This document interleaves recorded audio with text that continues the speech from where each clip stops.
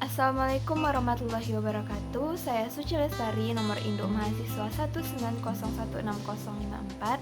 Pada kesempatan kali ini, saya akan menjelaskan materi tentang kompetensi dasar dan indikator yang merupakan tugas kelima dari mata kuliah Perencanaan Pembelajaran Bahasa Indonesia yang diampu oleh Ibu Dr. Randa Ermawati Arif, MPD.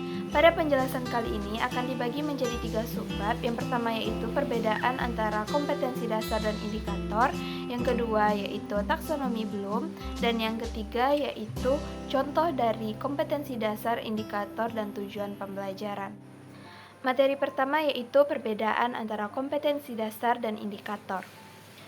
Kompetensi dasar adalah kemampuan yang harus dimiliki peserta didik dalam mata pelajaran tertentu.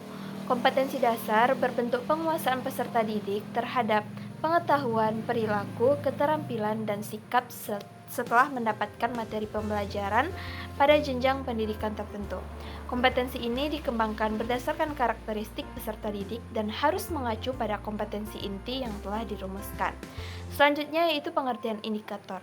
Indikator merupakan penanda pencapaian kompetensi dasar yang ditandai oleh perubahan perilaku yang dapat diukur, yang mencakup sikap, pengetahuan, dan keterampilan.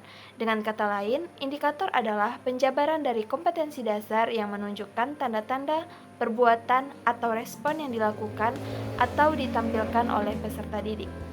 Jadi, dapat disimpulkan perbedaan antara kompetensi dasar dan indikator, yaitu indikator merupakan penjabaran dari kompetensi dasar, atau dengan kata lain, kompetensi dasar merupakan rujukan dalam menyusun indikator pembelajaran. Berikut dapat kita lihat contoh dari perbedaan antara kompetensi dasar dan indikator. Nah, contoh ini merupakan contoh dari pembelajaran teks cerpen. Yang pertama yaitu kompetensi dasarnya menemukan unsur intrinsik dalam teks cerpen.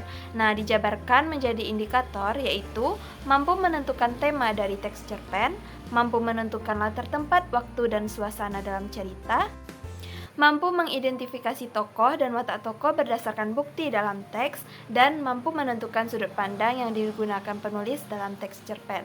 Nah, kompetensi dasar yang kedua yaitu menentukan nilai-nilai kehidupan yang terdapat dalam teks cerpen.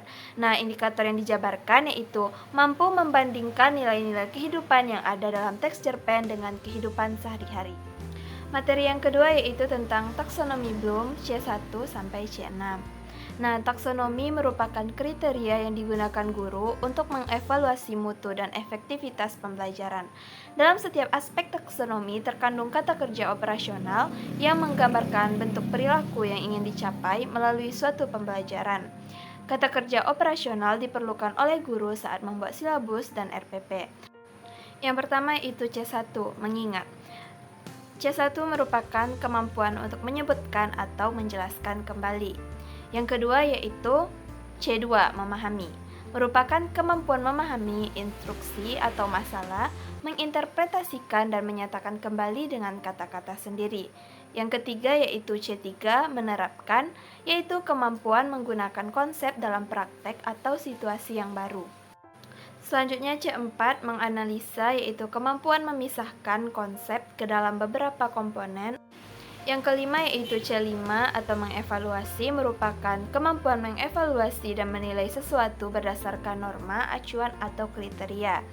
Yang keenam yaitu C6, menciptakan, merupakan kemampuan merangkai atau menyusun kembali komponen-komponen dalam rangka menciptakan arti atau pemahaman atau struktur yang baru. Nah, untuk lebih jelasnya berikut merupakan tabel penjabaran dari taksonomi Bloom. Berikut merupakan contoh penerapan tabel taksonomi Bloom dalam pembelajaran puisi. Yang pertama yaitu C1 atau mengingat, yaitu siswa dapat menjelaskan kembali tentang pengertian puisi. Yang kedua yaitu C2 atau memahami, indikatornya yaitu siswa dapat merangkum materi tentang puisi. Yang C3 yaitu menerapkan, indikatornya siswa dapat memperagakan pembacaan puisi di depan kelas. Selanjutnya C4 atau menganalisis, yaitu siswa dapat menemukan perbedaan antara puisi dan pantun. Yang kelima C5 itu mengevaluasi, siswa dapat menelaah unsur-unsur sebuah puisi. Dan C6 atau menciptakan, siswa dapat menciptakan teks puisi karya sendiri. Materi yang ketiga yaitu contoh dari kompetensi dasar, indikator, dan tujuan pembelajaran dalam pembelajaran menyimak, berbicara, membaca, dan menulis. Yang pertama, untuk pembelajaran keterampilan menyimak, dapat kita lihat kompetensi dasarnya yaitu menyampaikan kembali isi puisi yang dibacakan.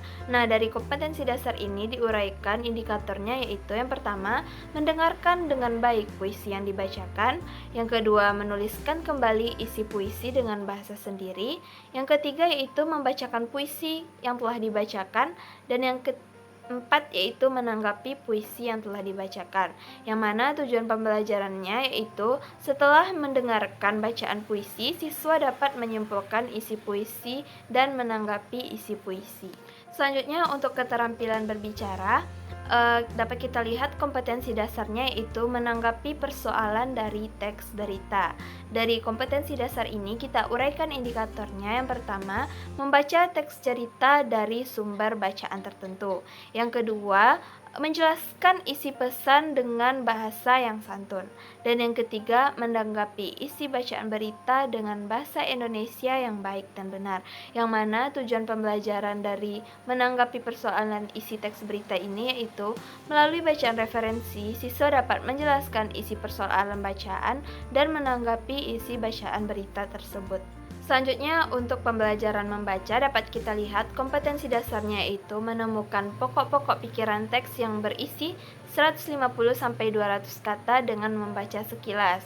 Nah, dari kompetensi dasar ini kita jabarkan indikatornya. Yang pertama, membaca sekilas teks yang berjumlah 150-200 kata.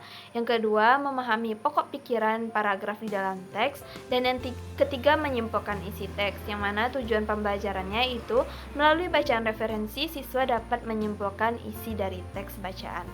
Selanjutnya, untuk pembelajaran keterampilan menulis, dapat kita lihat kompetensi dasarnya itu menyusun karangan dari kerangka karangan. Dari kompetensi dasar ini, kita jabarkan indikatornya. Yang pertama, menentukan topik atau tema yang akan digunakan dalam menulis karangan. Yang kedua, menyusun butir-butir kerangka karangan. Dan yang ketiga, mengembangkan karangan berdasarkan butir-butir yang telah ditulis. Yang mana tujuan pembelajarannya adalah setelah berdiskusi dan menggali informasi, siswa dapat menyusun sebuah karangan. Demikian materi yang dapat saya sampaikan tentang kompetensi dasar dan indikator. Mohon maaf apabila terdapat kesalahan dan terima kasih atas segala perhatian. Wassalamualaikum warahmatullahi wabarakatuh.